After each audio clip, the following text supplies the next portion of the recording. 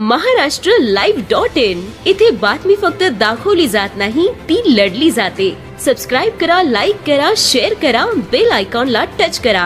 आज सकाळी इथं कोर्टाची एक्झाम होती, ज्याच्यासाठी राज्यभरातून मुलं आले होते, दूरदूरच्या भागातून। आणि मुलं जेव्हा परीक्षेला बसले तेव्हा त्यांचा कीबोर्ड चालत नव्हता, कोणाची स्क्रीन चालत नव्हती, कोणाचं सर्व्हर चालत नव्हतं। 10 मिनिटाच्या आत मुलं लॉग आउट झाले। त्याच्यामुळं ऐकण्यात येते की अशी घटना घडली की 150 मुलं जर कुठल्या सेंटरला आहे ते 150च्या 150 नापास झालेले। आता मला कोणी सांगत होतं एका सेंटरवर 30 मुलं होते, त्या 30 पैकी एकच पास झालेला आहे। तर या प्रकारची धांदली गडबड अशा परीक्षेत झालेली आहे। आणि त्याच्यानंतर पण अजून दिवसभर निघून गेलेला आहे, कोर्टाकडून काहीच नाही आलेले, अकाउंटेबिलिटी कुठूनच नाही आलेली आहे। फक्त आता हे संभाजीनगरमध्ये आंदोलन नाही चालू आहे। आता मी नाशिक मधल्या मुलांसोबत बोललो, नाशिक मधलेही मुलं आंदोलनाला बसले, कारण की त्यांच्यासोबतही असं झालेलं आहे।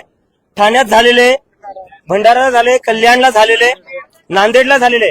तर राज्यभरात हे झालेले हजारो मुलं मुलींचं भविष्य आज जे खूप अपेक्षा घेऊन परीक्षेला आलं होतं ते सगळं पाण्यात गेलेलं आहे। कशामुळं? कारण की हे परीक्षा नीट घेऊ नाही शकत।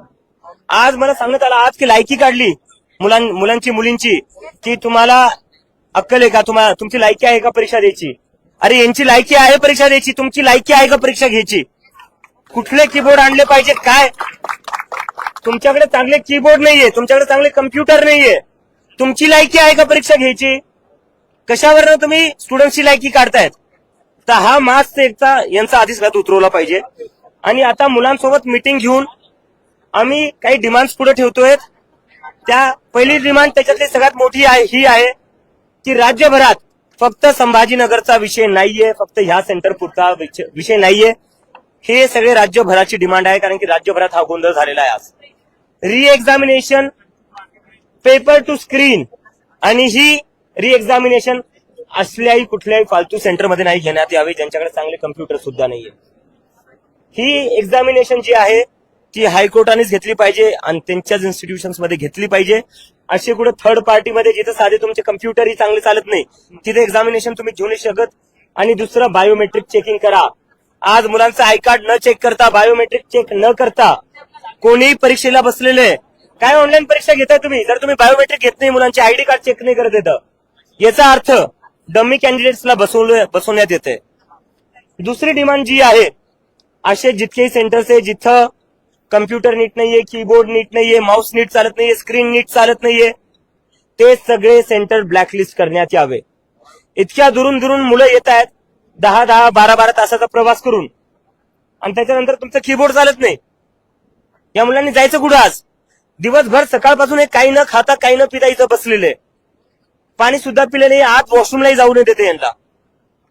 जायचं कुठे या मुलांनी? तर याची सगळी चेकिंग आधीच केली पाहिजे। जे परीक्षा घेते हायकोर्टच्या अधिकाऱ्यांनी आधी व्हेरीफाय केलं पाहिजे सेंटरमध्ये कम्प्युटर परीक्षे लायकीचे तरी आहे की नाही। मुलांची लायकी काढण्याच्या आधी तुमच्या सेंटरची लायकी बघा तुम्ही, मुलांची लायकी नका काढू। आमची तिसरी डिमांड जी आहे या मुलांची ती ही आहे की ज्या कोणत्या कंपनीला टेंडर दिलं होतं एक्झाम कंडक्ट करण्याचं, त्याचं सर्व्हर आज चाललं नाही। 10 मिनिटाच्या आत मुलं लॉग आउट झाले आणि जवळपास सगळेच मुलं फेल करण्यात आले।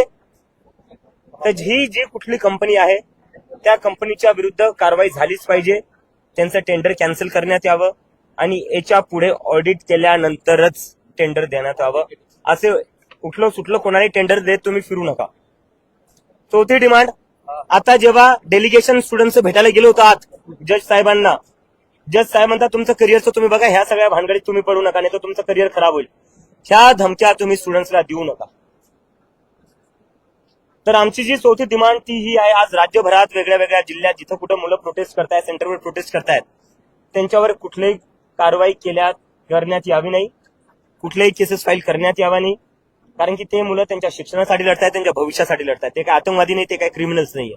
जर हीच परीक्षा चांगली झाली असती, सुरळीतपणे झाली असती, तर ते कशाला आंदोलनाला बसले असते? या मुलांना काय हाऊस आहे का सकाळपासून उपाशी बसायची इथे? तर यांच्यावर कुठल्याही प्रकारचे गुन्हे दाखल नाही करण्यात यावे। जर गुन्हे दाखल झाले तर आम्ही परत आंदोलनाला बसू। आणि आता ह्या आमच्या 4 ठळक डिमांड्स आहेत। आणि याच्यानंतर जर तुम्ही एक्झाम घेतायत तर ती तर ऑफलाईन झाली पाहिजे, मुलांची डिमांड आहे। आणि हायकोर्ट हायकोर्टच्या अंतर्गत झाली पाहिजे आणि त्याचं नोटिफिकेशन लिखित मध्ये आलं पाहिजे. ते सगळं हायकोर्टच्या अंतर्गत झालं पाहिजे. व्हेरीफाय सेंटर्स व्हेरीफाय केले पाहिजे.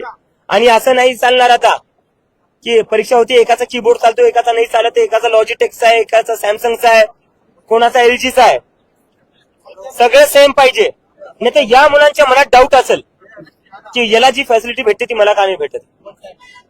तर हे सगळं सुरळीत केलं पाहिजे. आणि ह्या ठराविक डिमांड्स याच्यावर सरकार हायकोर्टाने तुरंत काय आहे ते लिखित मध्ये द्यावं. उगाच एखाद्या कागदावर लिहून नाही चालणार. लेटर हेडवर त्यांच्या स्टॅम्प सोबत जे काही त्यांचं डिसिजन असेल आणि या डिमांडवर त्यांचं काय म्हणणं आहे ते त्यांनी सांगितलं पाहिजे. त्यानंतरच आंदोलनाचं पुढे काय आहे तोपर्यंत ते आम्ही सांगू, तोपर्यंत आम्ही मागे सरकणार.